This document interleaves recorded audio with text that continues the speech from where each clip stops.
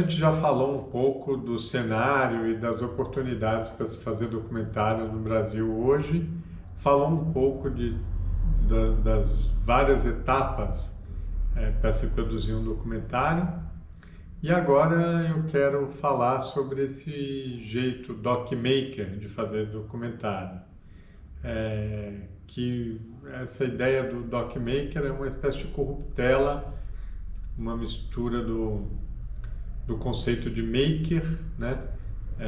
Que é oriundo dessa ideia do do it yourself, que nasceu na década de 70 nos Estados Unidos, essa ideia de que do faça você mesmo, você pode fazer sozinho com as ferramentas que estão ao seu alcance, né? Isso muito utilizado hoje nos processos educativos, né? De que a educação se dá muito pelo fazer, né? Então existem várias iniciativas makers hoje no Brasil, no mundo inteiro, virou uma febre essa coisa do maker, né? E como é que seria essa filosofia maker aplicada ao documentário, né? Eu comecei a fazer documentário de um jeito muito maker, assim. Eu sou, eu já venho de uma profissão já, de uma carreira já consolidada como pesquisador cultural, consultor e tal, e resolvi estender as minhas pesquisas, o jeito como eu apresento as minhas pesquisas, que geralmente eu fazia em relatórios, em livros, e eu resolvi começar a fazer via documentários. E resolvi fazer isso de um jeito muito caseiro com aquilo que estava à minha disposição, que era uma câmera digital, utilizando ferramentas. A ideia desse meu primeiro documentário autoral, que é o Ctrl+V, era usar ferramentas que qualquer cidadão tem à sua disposição, que era o software de edição que vem com o seu computador, a função vídeo de uma câmera caseira. Essa era a ideia por trás de conseguir fazer um filme utilizando esses mecanismos que estão à disposição de qualquer um de nós, né? Tinha uma ideia, uma filosofia, uma ideia de tentar buscar um resultado fílmico a partir desses instrumentos, né? Mas também a ideia do maker tem por trás dela tem um outro sentido também, que é o pensamento de indústria, né?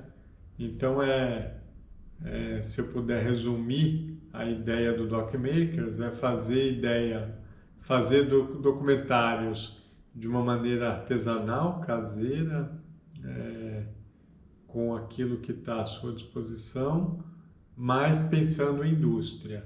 E pensar em indústria, o que é? Você entender o funcionamento da indústria audiovisual e saber como é que você se coloca diante dessa indústria, mesmo fazendo um produtinho muito artesanal, né?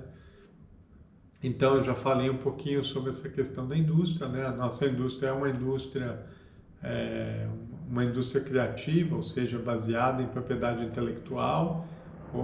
Então, assim, é muito importante conhecer todo o funcionamento, não só da questão jurídica, mas também do funcionamento do mercado,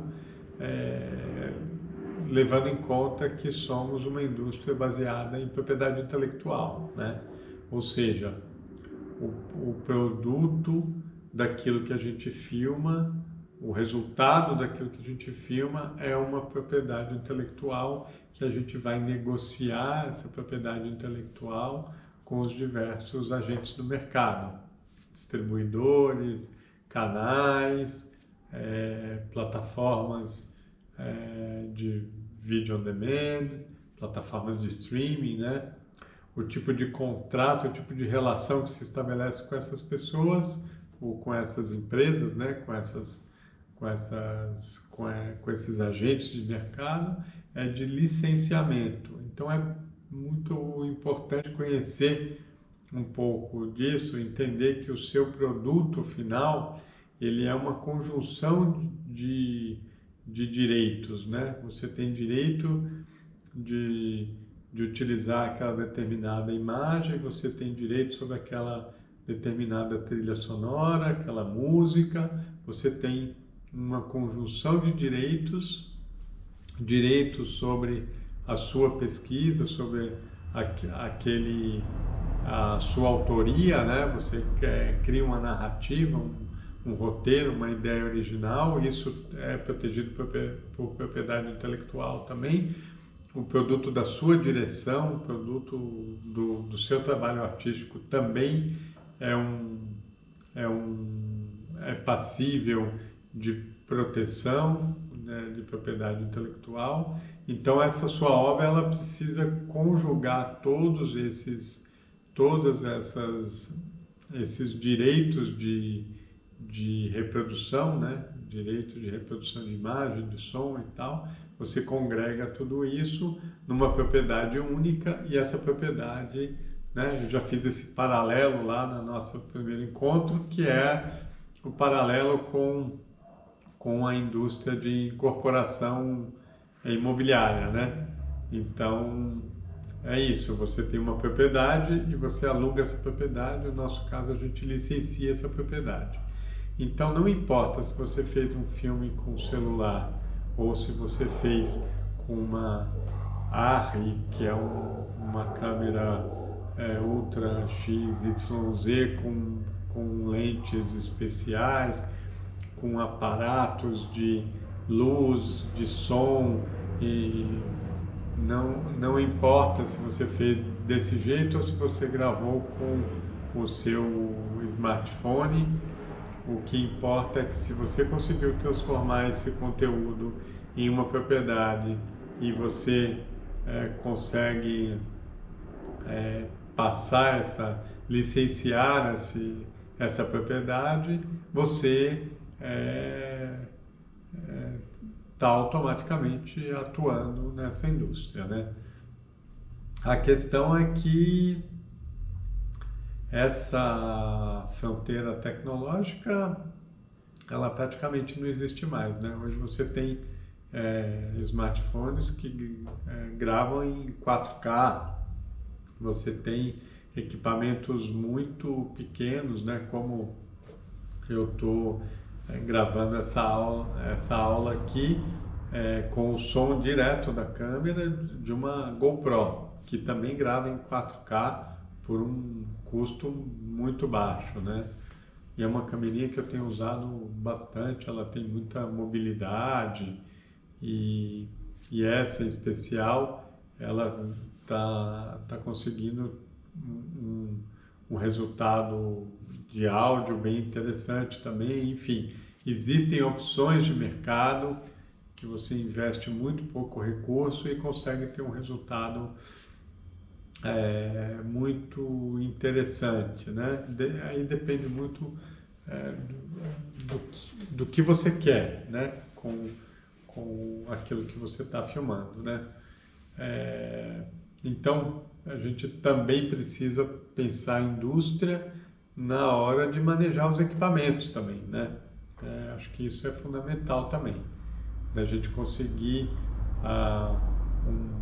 uma boa imagem, um bom áudio e conseguir principalmente contar uma boa história, né? Isso é o mais importante, né?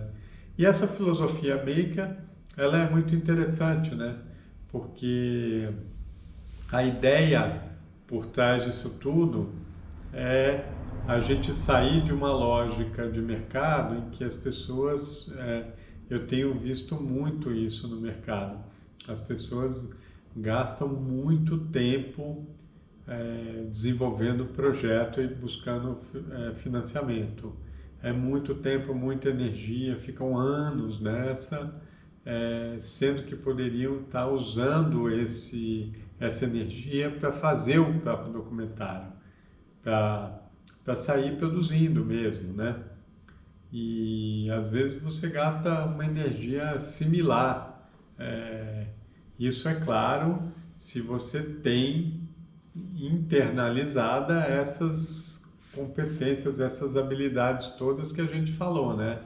De pesquisa, de roteiro, de direção, de fotografia, de cinematografia, melhor dizendo, né?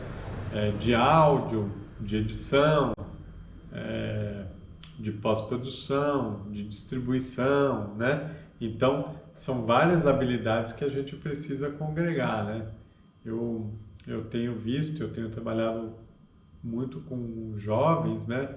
É muito natural para o jovem incorporar todas essas funções, né? Acho que para as pessoas da minha geração, eu tenho 50 anos, né? 51 anos, mas eu sou dessa geração que a gente, no começo de carreira, eu não pegava numa câmera, não ligava a câmera. Aquilo para mim era complicadíssimo manejar a câmera.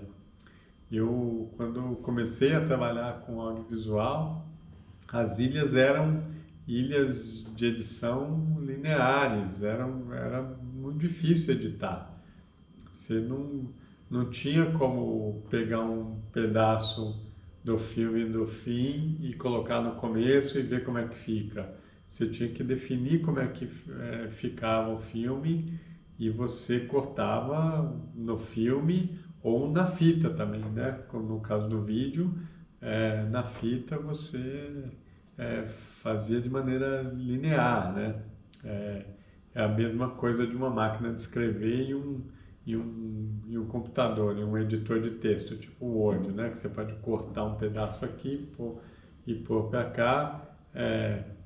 Essa edição do cinema e do vídeo antigamente não faz muito tempo, era linear, né? E hoje em dia eu tenho, por exemplo, eu licenciei, comprei um aplicativo no meu celular que eu tenho todas as funções de edição profissionais de um editor profissional, como um DaVinci, como um Premiere, no próprio celular, né? Então, é incrível essa possibilidade que a gente tem de resolver tudo de uma forma muito acessível, né? Então, essa filosofia maker é um pouco disso, né? A gente ter essa chave mental voltada para a realização, para fazer, e não para ficar, sabe, reclamando que o Estado não financia, ficar, né, choramingando que não tem dinheiro público para fazer cultura, que eu acho importantíssimo, é uma luta que eu acho que não deve ser só de quem trabalha com cultura, mas de toda a sociedade. A gente tem um Estado que financia a cultura, óbvio, mas a gente, como agente cultural, ficar chorando e dependendo desse recurso para poder se mexer, chega a ser, com esse mercado todo que está aberto aí, essas 1000 possibilidades de mercado, chega a ser um pouco, né? E pior que não é que você não tem condição, se gasta muita energia tentando ir atrás de editais e de coisas que já não existem mais, já não funciona há muito tempo. Não é uma coisa deste governo, né? É uma coisa que já não funciona há muito tempo. Esse governo sacramentou, enterrou viva a cultura, vamos dizer assim, né? Acabou de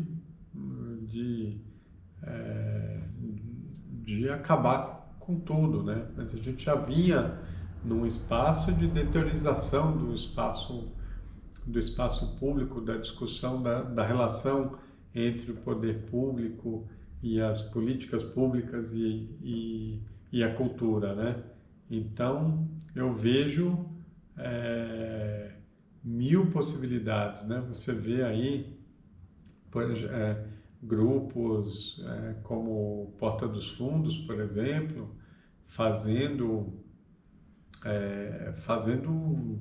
realizando produções de uma complexidade até muito maior do que a complexidade de um documentário, e fazem por conta própria e buscam seu público, tem todo um trabalho de engajamento, de busca de público, que eu acho que está muito acessível para nós documentaristas também, né? Eu acho que a gente tem condição de fazer algo parecido, né? Eu venho tentando investir um pouco nessa linha também, de produzir documentários por conta própria, de alguma forma investir na minha própria produção, né? Então isso tem um pouco a ver com essa filosofia docmaker, né? Então a ideia é a gente poder trabalhar nessas duas áreas, quer dizer, o conhecimento técnico de como fazer um documentário, e é isso. Se a gente pensar a produção audiovisual como uma startup, como um negócio. Mas é claro, se você vai começar sozinho esse negócio, pensa como uma carrocinha de cachorro-quente, né? Que o sujeito sozinho vai lá, compra os ingredientes, ele que produz, ele que vende, ele que pega o dinheiro, ele que faz, ele que entrega, ele que faz a boa relação com a clientela, ele que cria o seu ponto. É assim que o docmaker faz o documentário. É uma pessoa só cuidando de tudo, cuidando de toda a parte técnica de como fazer um documentário e cuidando de toda a parte negocial, de pensar o documentário como um negócio, pensar isso como uma propriedade intelectual, pensar o mercado internacional, a indústria internacional, a indústria criativa global. Você tem gente fazendo, tem grandes cineastas fazendo filmes com celular e distribuindo mundialmente, né? Não existe regra, pelo contrário, nós estamos numa época em que as pessoas estão lançando série pelo TikTok, pelo IGTV, do Instagram, pelo YouTube, com formatos diferenciados. Então, eu acho que nós estamos numa época interessante para se exercitar esse modo, esse modo mental, essa filosofia de trabalho que é esse jeito docmaker, né? De fazer documentário, né? Fazer documentários de um jeito maker, vamos dizer assim, né?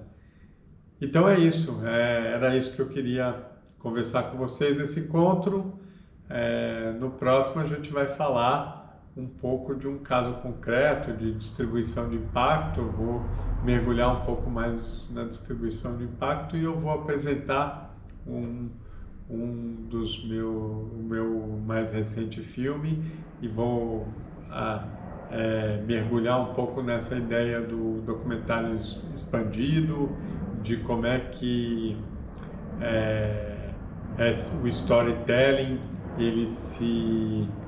ele abraça toda a ideia do documentário, né? O documentário ele vira uma peça, né? O filme ele vira uma peça no meio de uma miríade de ações voltadas para conversar, para dialogar com a sociedade sobre os assuntos que a gente pretende discutir, né? Então a ideia a gente apresentar esse caso. Então, aguardo vocês no próximo encontro, tá bom?